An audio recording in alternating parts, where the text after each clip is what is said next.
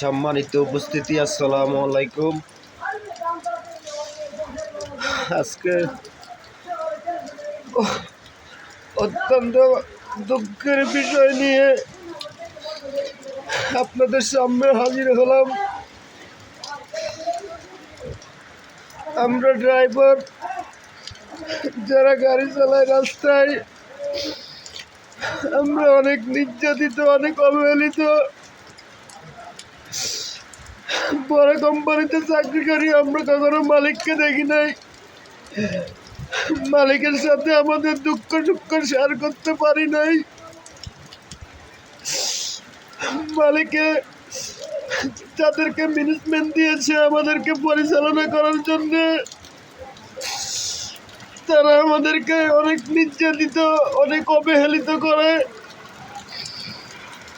আমরা কোনো কথা বললে আমাদের কথা বুঝতে চায় না।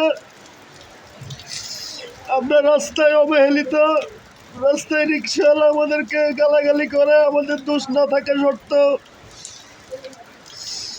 আমরা সরকারি প্রশাসনের কাছে অবহেলিত, যেখানে সেখানে 19 থেকে 20 হলে আমাদের গায়ে হাত তোলে। গতকালকে একটা নিউজ দেখলাম, আমাদের এক ড্রাইভার বাইকে পরিবহন স্টেশনের এক ড্রাইভার ডেলভার সুপারভাইজার মিলে তার পায়ের রক কেটে দিয়েছে। আমরা ড্রাইভাররা ছিলাম অনেক মান সম্মানওয়ালা, আমরাই ছিলাম সব। আজকে ঐতিহ্যবাহী বাংলাদেশে সবের অভাব নাই, আমরা হয়ে গেছি কিনার পাত্র। দিন শেষে আমরা বাল বাচ্চার পরিবার পরিজনের জন্য অনেক কষ্ট করি। আমরা সৎভাবে চলার চেষ্টা করি, যদিও আমাদের দুই একটি ভাই ভুল করে। আপনারা আইন আছে, প্রশাসন আছে, প্রশাসন অনুযায়ী বিচার করবেন। কিন্তু আমাদেরকে যারা ম্যানেজমেন্ট করে, অনেক ম্যানেজমেন্ট আছে আমাদের নামে মিথ্যা অপবাদ দিয়ে আমাদেরকে বের করে দেয়।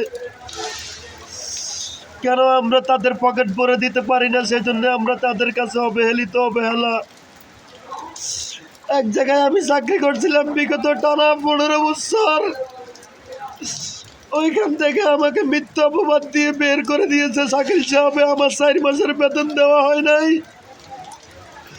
আমাকে 4 মাস বেকার ঘুরাই আমাকে ফ্যাক্টরি থেকে সিকিউরিটি গার্ড দিয়ে বের করে দিয়েছে। আবার অপরাধটা কি ছিল, আমার উপরে যে আছেন শাকিল স্যার, আমাদের উপরের তিনি ট্রান্সপোর্টের মেন হেড অফিসার, তিনি আমাদেরকে জিজ্ঞেস করেন নাই আমাদের অপরাধ কী। আমার অপরাধটা কী ছিল?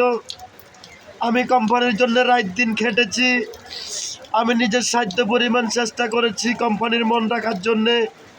কিন্তু কোম্পানি যাদেরকে ম্যানেজমেন্ট দিয়েছেন, তারা আমাদেরকে এমন বাজে অবহেলিত করে, এমন বাজে গালাগাল করে।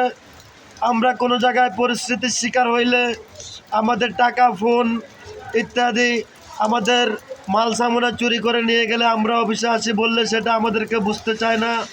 উল্টা আমাদের নামে মামলা দিয়ে আবার আমাদেরকে হেনস্থা করা হয়। তো সমস্ত ড্রাইভার ভাইয়ের উদ্দেশ্যে আমি ভিডিওটি করলাম।